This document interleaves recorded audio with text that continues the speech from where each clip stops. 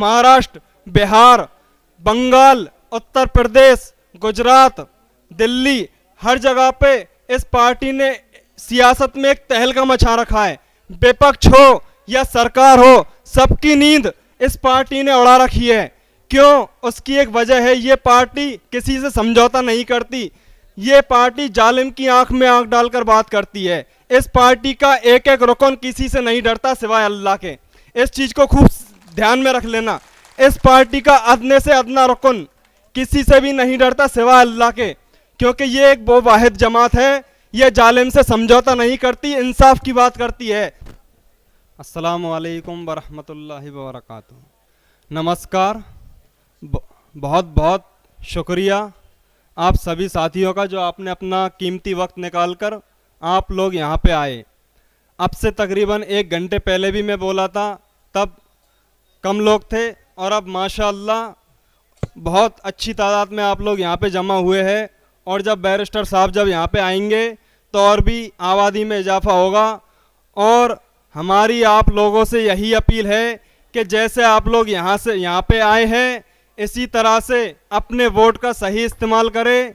पतंग के निशान पर अपने वोट का हक अदा करें, क्योंकि आप और हम इन चीज़ों को 70 सालों से देखते हुए आ रहे हैं कि अब तक आचार संहिता से पहले कांग्रेस की ही हुकूमत थी, और फिर हम किस बिना पे इनसे वापस इनको हुकूमत में लाने की उम्मीद करें? किस वजह से इनसे हम उम्मीद करें कि अगर कांग्रेस हुकूमत में आ गई तो हमारा क्या फ़ायदा होगा, क्या फ़ायदा होगा?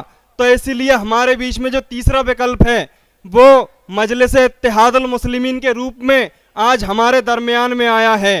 तो हमारी आपसे यही गुजारिश है कि आप AIMIM पार्टी को मजबूत करें, ओवैसी साहब के हाथों को मजबूत करें। इंशाअल्लाह जैसे पार्लियामेंट में 2 सांसद बीजेपी के 300 से ज़्यादा सांसदों पर भारी पड़ जाते हैं, उनकी बातों का जवाब नहीं मिलता सामने वाले के पास, इसी तरह से इंशाअल्लाह राजस्थान की विधानसभा में हमारे जब विधायक जीत करके जाएंगे, जब हमारी आवाज़ को, हमारी तकलीफ़ों को वहाँ पर बयान करेंगे, तब हमारे मसाइल हल होंगे। नहीं तो हम इनके तरफ से अगर बर्बाद हो रहे थे हो जाओ, अगर हमारा कुछ हो रहा है तो हो जाओ, इनको हमारी कोई चिंता नहीं है, कोई परवाह नहीं है। आप खुद समझदार लोग हैं, अक्लमंद लोग हैं, आप अपना वक्त निकाल कर जब यहाँ पे आए हैं, आप खुद अपनी तरफ से अपने दिमाग से सोचो। हमारा कोई दबाव नहीं है, वोट अपनी मर्जी का होता है, आप किसको दो, आपका वोट इनको देने में जाया होता है, ये आप खूब समझ लो। लेकिन आप अपने दिमाग पे थोड़ा गौर करके सोचो कि अब तक हमने सत्ता में बीजेपी भी देखी, कांग्रेस पार्टी भी देखी, तो आप मुझे ये बता दो कि हमारा उनसे क्या भला हुआ? क्या हमारे शिक्षा में इजाफा हुआ? क्या हमारे रोजगार में इजाफा हुआ? क्या महंगाई कम हुई? बताओ हमारा किस चीज़ में इजाफा हुआ? हमारा इजाफा कुछ भी नहीं हुआ। मिला तो हमें लिंचिंग मिला तो हमें गुर्बत मिला तो हमें बेरोजगारी मिला, हमें इनके अलावा कुछ नहीं मिला। तो हमारी आपसे बार बार यही गुजारिश है कि ये मौका बार बार नहीं आता, ये मौका 5 साल में एक बार आता है।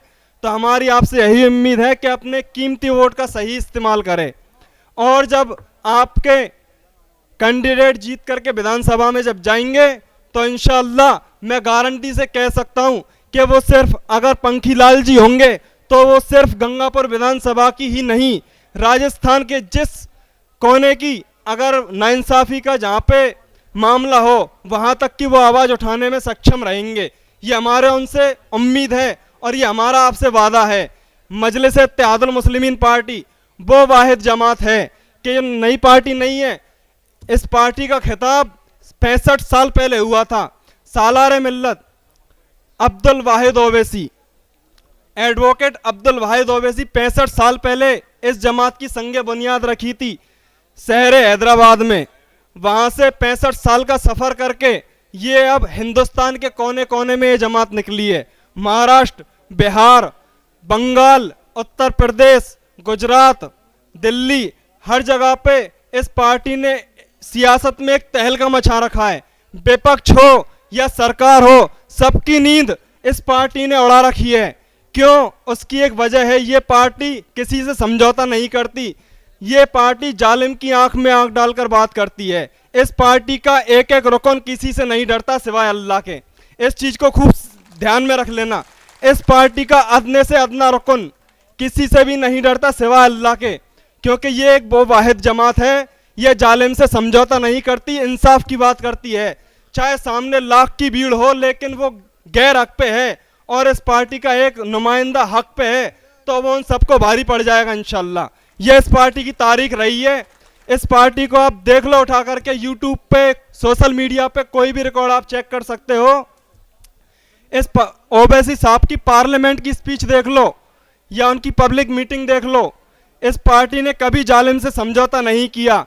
और पार्टियों को आप देख लो, मैं चैलेंज के साथ कह रहा हूं, चाहे सपा हो, बसपा हो, कांग्रेस हो, आरजेडी हो, अन्य कोई भी पार्टी है एमआईएम को छोड़ करके, सब मोदी से समझौता कर करके बैठे हुए हैं।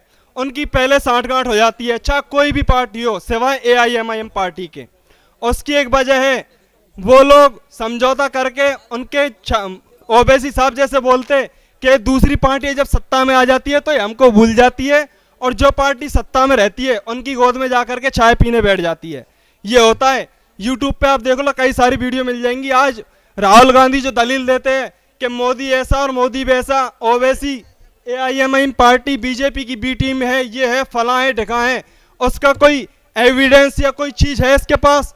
ओवैसी साहब बार बार कहते हैं कि विपक्ष एक तरफ होकर के जो मुझ पे आज इल्जाम लगाते हैं, ओवैसी साहब बार बार कहते हैं, मीडिया से भी कहते हैं, स्पीच से भी कहते हैं, पब्लिक मीटिंग में भी कहते हैं कि जो लोग आज एआईएमआईएम पार्टी पर बीजेपी की बी टीम का टैग लगाते हैं, ओवैसी साहब उनको बार बार स्टेज से चैलेंज करते हैं कि अगर किसी में दम हो तो 10 मिनट मेरे सामने बैठ करके बहस कर ले। इंशाअल्लाह 10 मिनट में जितने ही विपक्षी हो या सत्ता हो, 10 मिनट में चप्पल छोड़ के ना भाग जाए तो कहना। चंद ही लम्हों में आपके दरमियान बैरिस्टर साहब असदुद्दीन ओवैसी तशरीफ ला रहे हैं। और अब हमारे लिए जो खुशी का मौका है अब बढ़ रहा है। जमहूरियत की एक आवाज जो कॉन्स्टिट्यूशन को सामने रख करके संविधान के रास्ते पे हमेशा चलने वाले, संविधान की बात पे अमल करने वाले, जिनको दुनिया बैरिस्टर के नाम से जानती है,